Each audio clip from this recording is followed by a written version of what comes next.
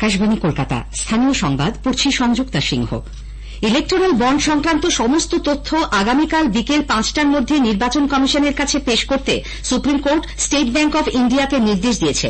এই তথ্য দেবার সময়সীমা 30শে জুন পর্যন্ত বাড়ানোর জন্য এসবিআই এর আবেদন খারিজ করে দিয়েছেন প্রধান বিচারপতি ডিওয়াই চন্দ্রচূড়ের নেতৃত্বাধীন 5 বিচারপতির বেঞ্চ। নির্বাচনী বন্ড কেনা সম্পর্কিত তথ্য 6ই মার্চের মধ্যে কমিশনকে দিতে তাদের নির্দেশ না মানায় এবং প্রক্রিয়াটিকে বিলম্বিত করার জন্য বেঞ্চ এসবিআই কে তিরস্কার করেন। আগামীকালের মধ্যে তথ্য দেবার নির্দেশ না মানা হলে এসবিআই এর বিরুদ্ধে ইচ্ছাকৃতভাবে আদেশ অমান্য করার প্রক্রিয়া শুরু করা হতে পারে বলে সতর্ক করে দিয়েছেন তারা। তবে এসবিআই এর বিরুদ্ধে association for Democratic reforms ADR এর দায়ের করা আদালত অবমাননার আবেদন সাংবিধানিক বেঞ্চ খারিজ করে দিয়েছেন।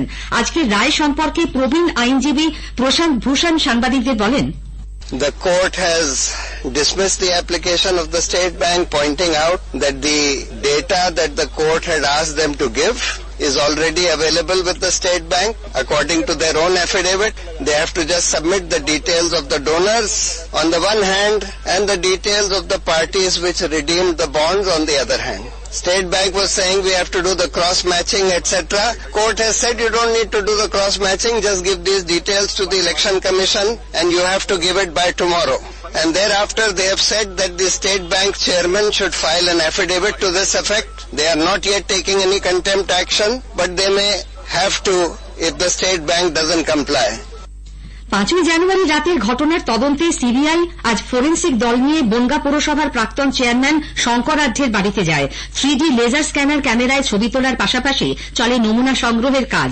এরই মধ্যে সিবিআই এর কয়েকজন আধিকারিক বনগাঁ পৌরসভার বর্তমান চেয়ারম্যান গোপাল শেঠের বাড়িতে গিয়ে তাঁর সঙ্গে কথা বলেন। সূত্রের খবর, 5ই জানুয়ারির ঘটনা সম্পর্কে তাঁর কাছে জানতে চান তদন্তকারীরা।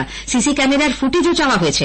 উল্লেখ্য, সন্দেশখালীতে শেখ শাহজাহানের বাড়িতে তল্লাশি চালাতে গিয়ে ইডি আধিকারিকরা আক্রান্ত হওয়ার দিনই রেশন দুর্নীতি মামলায় শঙ্কর আঢ্যকে গ্রেপ্তার করে রাত 12টা নাগাদ বেরোনোর সময় ইডি আধিকারিকদের উপর চড়াও হয়েছিলেন বেশ কয়েকজন।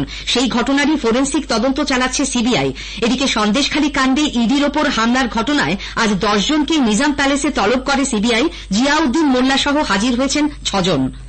আদালতের অনুমতি নিয়ে সন্দেশখালীর ন্যাজাটে বিজেপি গতকাল সভা করার পর আজ সিপিআইএম সন্দেশখালী থানার সামনে জনসভার ডাক দিয়েছে। তবে ন্যাজাট ও সন্দেশখালী থানার 3টি জায়গায় আজ সকালে 144 ধারা জারি হওয়ায় এই সমাবেশ করা সম্ভব হবে কিনা তা নিয়ে প্রশ্ন উঠেছে। দলের জেলা সম্পাদক মৃণাল চক্রবর্তী জানিয়েছেন, লিখিত অনুমতি প্রশাসন তাদের কোনোদিনই দেয় না। বসিরহাটের এসপি ও সন্দেশখালী থানার ওসি মৌখিকভাবে সভা করার অনুমতি দিয়েছেন, মঞ্চও বাঁধা হয়েছে। এরপরেও যদি তাদের আটকানো হয় তাহলে পরবর্তী সিদ্ধান্ত তখনই নেওয়া হবে। তৃণমূল কংগ্রেস পশ্চিমবঙ্গের 42টি লোকসভা আসনেই প্রার্থীদের নাম ঘোষণা করে দেওয়ায় কংগ্রেস হতাশ। দলের মুখপাত্র জয়রাম রমেশ বলেছেন, The Indian National Congress has always maintained that it wants a respectable seat-sharing formula with the TMC in West Bengal. We've always said that our doors are open for seat-sharing negotiations and seat-sharing talks to defeat the BJP in West Bengal. I don't know what pressures there were on the TMC, but as far as we are concerned, we want to strengthen the India alliance. TMC is part of the India Janbandhan, and TMC wants to defeat the BJP. নদিয়ার রানাঘাট আসনে তৃণমূল কংগ্রেস প্রার্থী করেছে সদ্য BJP ছেড়ে আসা রানাঘাট দক্ষিণের বিধায়ক মুকুটমণি অধিকারীকে। এই বিষয়টি নিয়ে গতকাল তীব্র কটাক্ষ করেন সিপিআইএম নেত্রী মীনাক্ষী মুখোপাধ্যায়। নদিয়ার কৃষ্ণনগরে এক সমাবেশে তিনি বলেন, বিশ্বাসঘাতকদের কোনো জাত ধর্ম হয় না।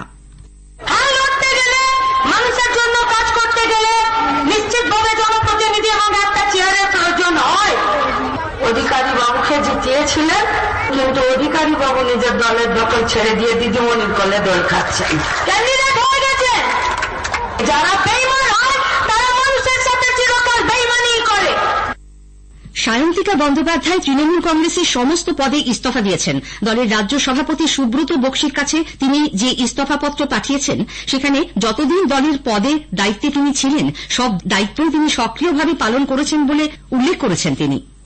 জনসাধারণকে তাদের লোকসভা কেন্দ্রের বিশদ তথ্য এবং সেই এলাকায় চালু থাকা বিভিন্ন কেন্দ্রীয় সরকারি প্রকল্প ও উন্নয়ন সম্পর্কে অবহিত করতে আকাশবাণী কলকাতার সংবাদ বিভাগ সম্প্রচার করছে বিশেষ অনুষ্ঠান ভারত বিকাশ ডায়েরি। প্রতিদিন রাত 8:50-এ গীতাঞ্জলি প্রচার তরঙ্গে শুনুন 10 মিনিটের এই অনুষ্ঠান। আমাদের সোশ্যাল মিডিয়া পেজেও অনুষ্ঠানটি সরাসরি শোনা যাচ্ছে। আজকের প্রতিবেদনে থাকছে আসানসোল লোকসভা কেন্দ্র। বাঁকুড়ার বিষ্ণুপুরে পথ দুর্ঘটনায় প্রাণ হারিয়েছেন ওন্দা বনাঞ্চলের বিট অফিসার তন্ময় ভূঁইয়া।